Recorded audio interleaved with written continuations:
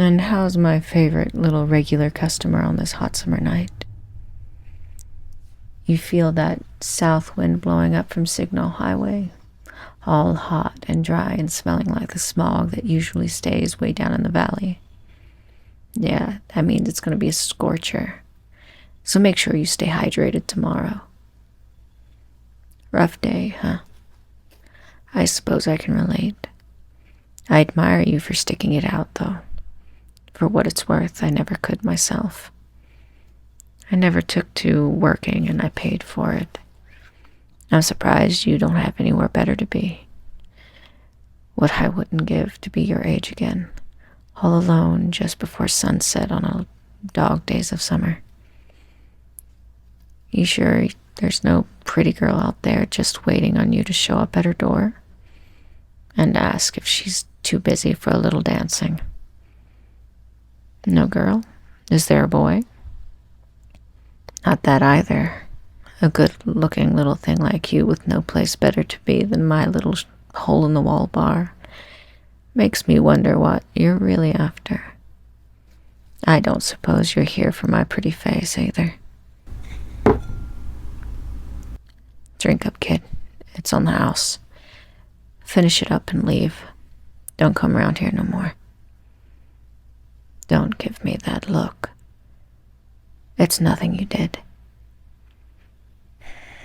Listen, you're a good kid. You don't want to hear this, but you're innocent. Pure as fresh fallen snow.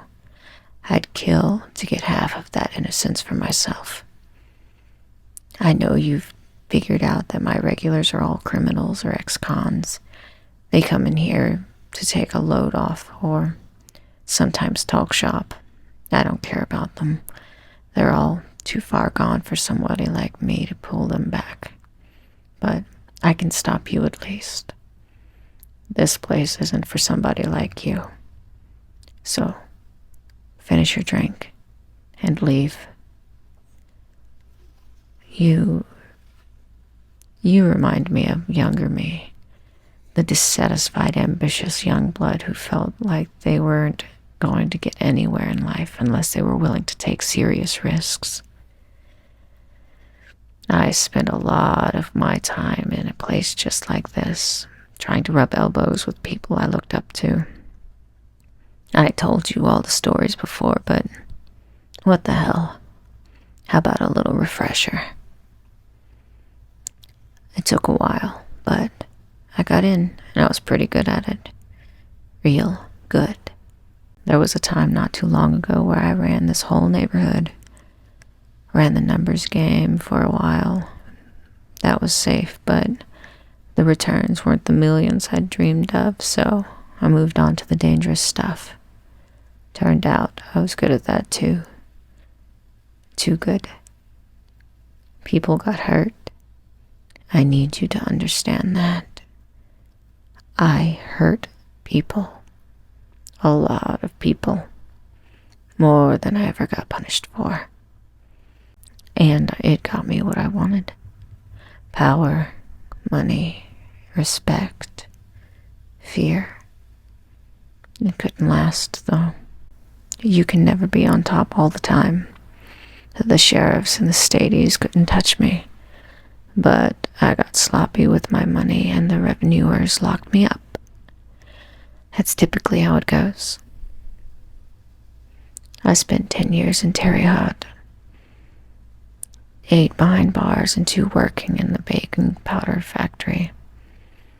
When I got back to Tuner Flats, everything I built was gone. All I had left was this building. I'd never even been inside before. I just used it to launder money. You know, you ever spend any time in prison? I know you're aware it's not fun, but you know what really kills you?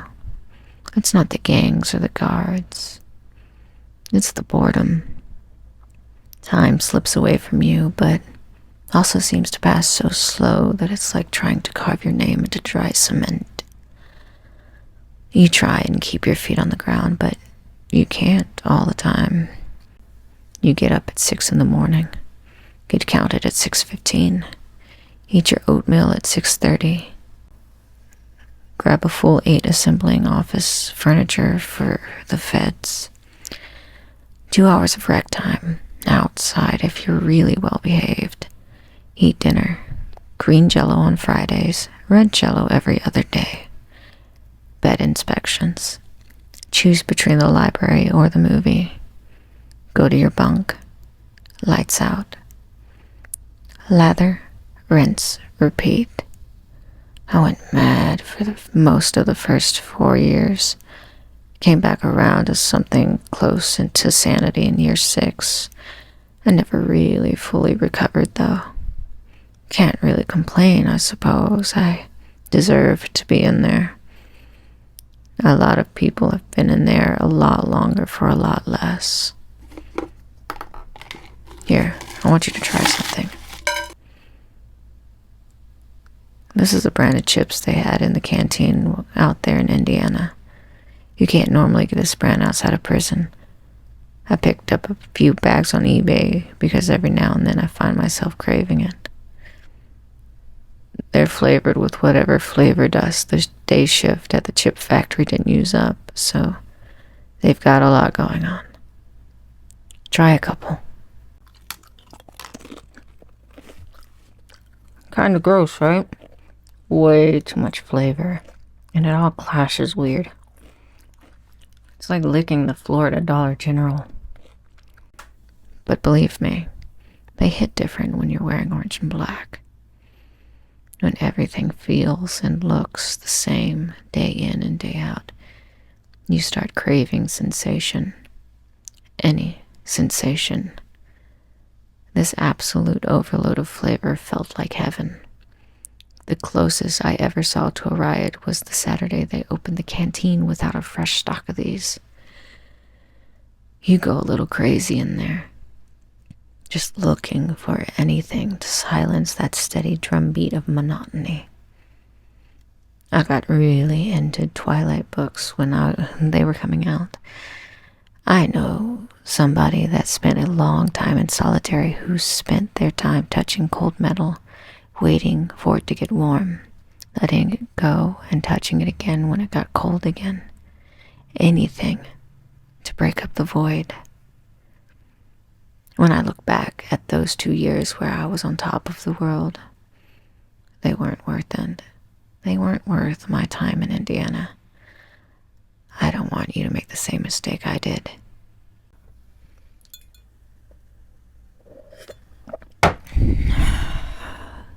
My dad won't even talk to me now. He was a nurse down at the VA clinic on Cleveland Boulevard. It's closed now. I think they tore it down to build a Costco. Back when I was a kid, it was still seen as emasculating for a man to take that job, but he was good at it, and it paid enough for him to raise me on his own after Mom died. I felt ashamed, though. He was a good, honest man, and I spent my childhood ashamed of him, and threw it away, everything he ever gave me, to pursue a life as a big shot. I tried to visit him the other day. He lives in a trailer park on the other side of the old Highway 9, way down in the valley now. I could see him in there, on his chair, watching the hockey game. He could see me. I knocked and we made eye contact, but he never stirred from his chair. I suppose I'm dead to him, and I don't blame him. I just wish to God I wasn't. So, finish that drink and leave. If I see you around again, I'll break your arms. Oh, no? You're not in the market for a life of crime. Why do you come around here then? Riddle me that. I know it's not for the drinks.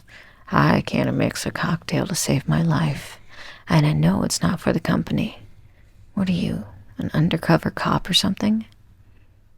My stories. You're pulling my leg. I'm just old and full of shit. Next thing you're gonna say is you've got some sort of crush on me. No. No. Oh God, you're kidding. What in the name of Peter and Jane is wrong with you? Look at me. I've easily got 10 years on you. I'm going gray and getting wrinkles. I've got calluses from the prison shop and dark circles around my eyes that won't go away no matter how much I try to sleep. My hands are cold and my face is sad. Little kids cry when they see me at the grocery store. You deserve someone passionate and someone young with stars in their eyes. Mine are just empty and tired. I don't have passion in me anymore. Hell, I don't even do anything anymore. All I want to do at the end of the day is make myself some oatmeal and watch the rerun channel. You can do better. You can do a lot better. I can't really talk you out of it. Well, who am I to deny you the right to make terrible choices? You can't say I didn't warn you about me, you damn fool. I'll tell you what. This place is dead tonight. What do you say we go dancing? On one condition.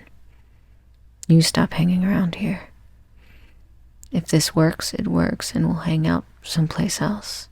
And if it doesn't, I don't need you floating around like a little sad puppy. Deal? Good. Go back home and clean up a bed. I'll go upstairs and do the same. It's ballroom night at the Falcon's Lodge. Haven't danced in ages. I don't want to steal if I still got it. We'll see where this south wind takes us from here. I'll see you in an hour. On the dot. If you panic now and stand me up, I might straight up break your legs. God, you're an idiot.